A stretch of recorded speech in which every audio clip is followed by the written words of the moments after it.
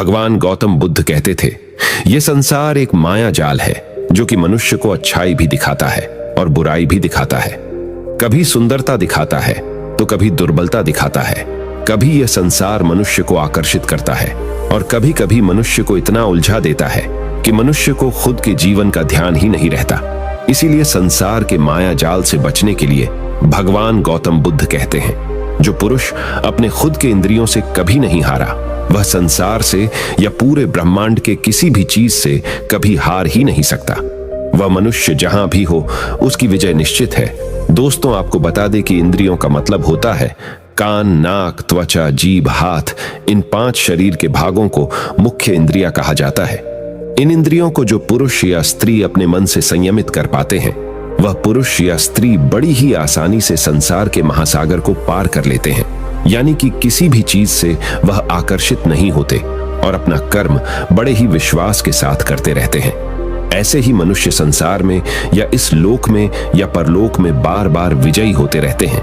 तो चलिए जानते हैं कि हमारे मन को कैसे वश में किया जाए ताकि हम इस संसार के माया जाल में फिर से ना फंसे। भगवान गौतम बुद्ध कहते हैं, मन को वश में करने के लिए सबसे पहले आपको यह जानना होगा कि आपके शरीर से श्रेष्ठ आपकी इंद्रियां होती है। आपकी इंद्रियों से श्रेष्ठ आपका मन होता है और आपके मन से श्रेष्ठ आपकी बुद्धि होती है और अंततः बुद्धि से श्रेष्ठ आपका आत्मा होता है और आत्मा से भी श्रेष्ठ परमात्मा होते हैं, यानी भगवान होते हैं। तो अगर आपके मन को वश में करना है तो सबसे पहले आपकी बुद्धि में यह विचार करें कि मैं आज से बुरे कामों के बारे में सोचूंगा भी नहीं और मेरे अच्छे काम विश्वास से करता रहूंगा। दोस्तों, अगर आप बुरी आदतों के बारे में सोचोगे ही नहीं तो वह आदतें आपकी बुद्धि पर हावी नहीं होगी और आप कभी गलत काम नहीं करोगे। तो सबसे पहली बात तो यह है कि अपने बुद्धि में से बुरी आदतों को निकाल दो और अपनी बुद्धि में जो भी आपका काम है उस काम के बारे में विचार डालना शुरू कर दो। फिर आपकी बुद्धि आपके मन को आपके काम के बारे में संदेश देगी और मन सभी इंद्रियों को वश में करके आपके काम के ऊपर लगा देगा।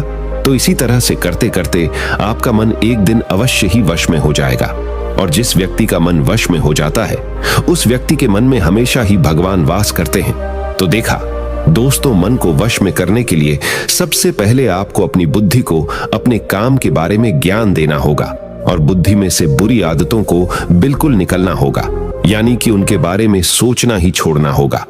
तब जाकर आप अपने मन को वश में अवश्य ही कर पाओगे और जब आप अपने मन को वश में कर लोगे तब आपके लिए सुख दुख, सर्दी गर्मी और मान अपमान सब एक जैसा होगा और आप इस दुनिया के माया से परे हो जाओगे। आपको कोई भी चीज आकर्षित नहीं कर पाएगी, उल्टा आपसे ही लोग आकर्षित होंगे और आप जैसा भी काम करते हैं लोग भी आपको देखकर वैसा ही काम करेंगे और लोगों को आप एक आकर्षित और बुद्धिमान मनुष्य लगोगे। इसीलिए हमारे भागवत गीता में भगवान कृष्ण ने यह कहा है कि मन का सारा खेल है, मन के हारे हार है और मन के जीते जीत है। ऐसा ही हमारे भगवान बुद्ध ने और ना जाने कितने सफल लोगों ने कहा है। भगवान बुद्ध ने कहा है कि जिसने अपने मन को वश में कर लिया है उसकी जीत को देवता भी हार में नहीं बदल सकते हैं।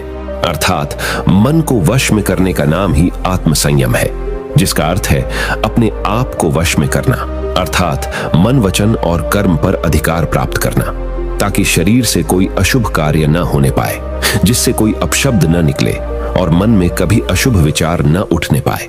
यदि मनुष्य अपनी इंद्रियों का प्रयोग उचित ढंग से करता है तो ही उस मनुष्य को दूसरों को ज्ञान देने का अधिकार है। यदि उसका अपने मन पर अधिकार नहीं है, उचित और अनुचित का ज्ञान नहीं है, तो वह मनुष्य के पद से गिरकर अन्य योनियों में गिने जाने योग्य हो सकता है। एक कथन है कि हम जैसा सोचते हैं वैसा ही बन जाते हैं। वास्तव में यह विचार नहीं अपितु विचारों का संसार है। हमारी सोच और विचारों का प्रभाव हमारे मन पर गहरा असर छोड़ जाता है।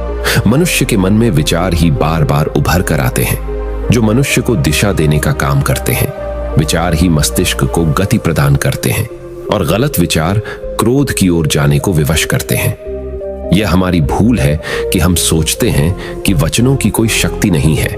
संसार में जो भी हुआ, जो भी हो रहा है और जो भी होगा सब हमारे कर्म के प्रभाव से हुआ है और जो हो सकता है और आगे जो होगा वह कर्म की शक्ति से होता है, वह विचारों की शक्ति होती है।